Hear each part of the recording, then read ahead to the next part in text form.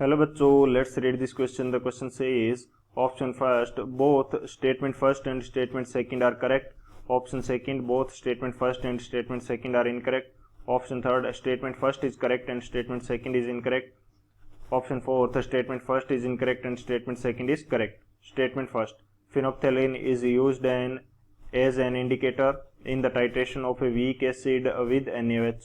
Statement second, near the end point the pH of the solution is alkaline due to hydrolysis of the anion.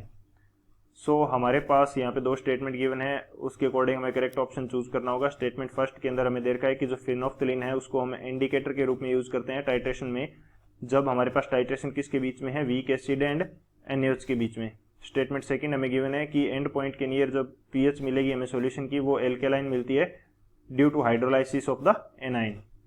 तो बात करते हैं हम लोग की कंसेप्ट की यदि बात की जाए इस क्वेश्चन के लिए की कंसेप्ट, तो फर्स्ट की कंसेप्ट के अंदर हम देखेंगे कि जो हमारा इंडिकेटर है फिनोफ्थलीन, उसकी पीएच रेंज क्या होती है और वो किन टाइप के एसिड और बेस के लिए सूटेबल होता है. तो हम बात करते हैं फिनोफ्थलीन के बारे में.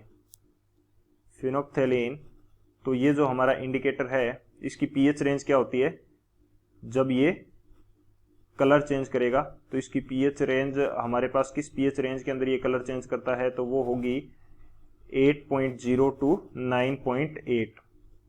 8.0 टू 9.8 जब हमारे पास इस रेंज के अंदर सॉल्यूशन की पीएच आएगी तब ये हमारा इंडिकेटर क्या करेगा, कलर चेंज करेगा. तो इस रेंज की पीएच आने के लिए हमारे पास सॉल्यूशन कैसा होना चाहिए, जो फाइनल सॉल्यूशन हमारा बन रहा है सॉल्यूशन शुड बी एल्केलाइन, क्योंकि पीएच रेंज क्या है, पीएच हमारा क्या है, pH range basic pH range है, तो सॉल्यूशन शुड बी बेसिक. तो ये दो चीजें होगी यहाँ से कि 8.0 से 9.8 के बीच में ये हमारे पास फाइनल जब कलर चेंज करेगा तो वो पीएच रेंज होगी, और ये पीएच रेंज किस कंडीशन में होगी कि सॉल्यूशन हमारा बेसिक हो. और सॉल्यूशन बेसिक हमें कब मिलेगा, जब मैं किसको रिएक्ट करवाऊंगा, स्ट्रॉन्ग बेस के साथ में वीक एसिड रिएक्ट करवाऊंगा, तब ये मेरे को मिलेगा.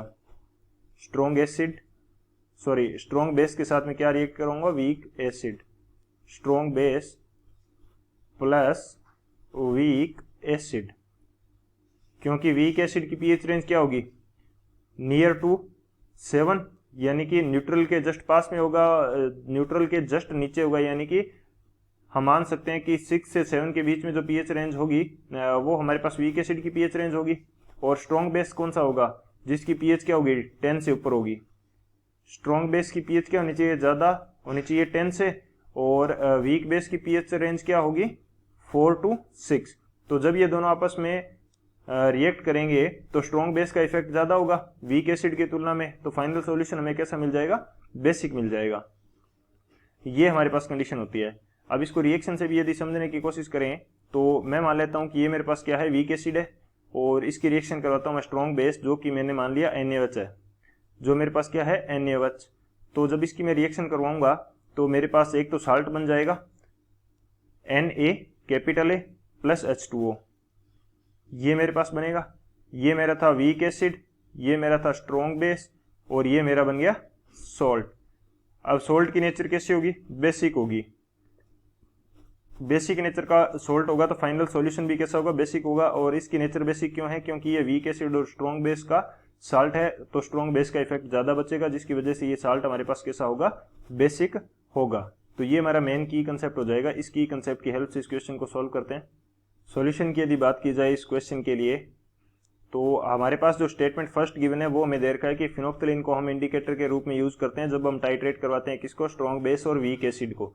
तो जब स्ट्रॉन्ग बेस और वीक एसिड को हम टाइट्रेट करवाते हैं तो इसकी टाइट्रेशन का फिनोफ्थलीन हम यहाँ पे यूज कर सकते हैं. एग्जैक्टली हमने ये डिस्कस कर लिया है कि फिनोफ्थलीन हम यूज कर लेंगे, क्योंकि हमारे पास इसकी पीएच रेंज क्या है, 8 टू 9.8 है, जिसके ऊपर ये कलर चेंज करेगा, तो वो बेसिक पीएच है. और बेसिक पीएच हमें कब मिलेगी, जब स्ट्रॉन्ग बेस और वीक एसिड को हम रिएक्ट करवाएंगे.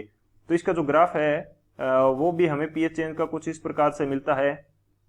तो यहाँ पे जो एंड पॉइंट है वो क्या होता है, 8 से थोड़ा सा ज्यादा हमें मिलता है. एंड पॉइंट क्या मिलता है, एंड पॉइंट ये मिलता है पीएच की यदि बात करूं यहाँ पे तो ये 8.2 या 8.3 इससे ऊपर मिलता है।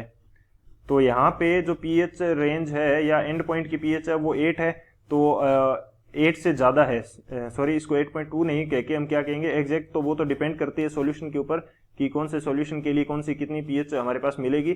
तो पीएच इसकी जो एंड पॉइंट पीएच है उसकी हम बात करें तो एंड पॉइंट पीएच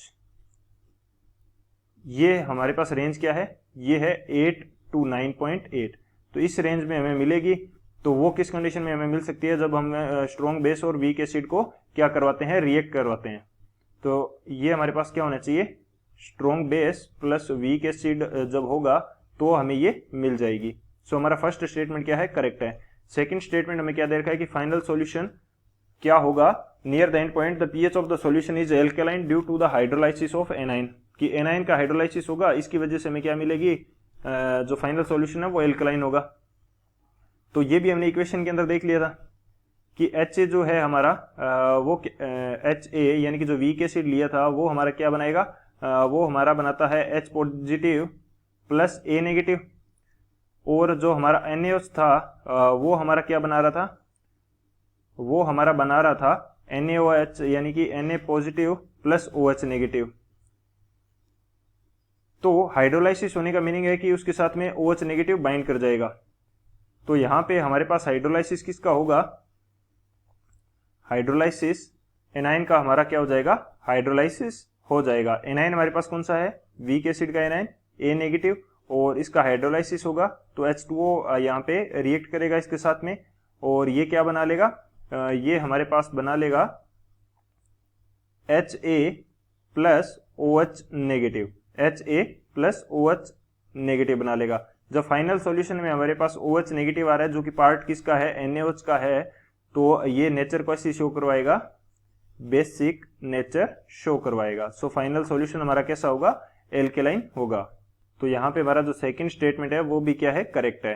तो दोनों स्टेटमेंट हमारे करेक्ट हैं, तो कौन सा ऑप्शन हो जाएगा, both statement first and statement second are correct.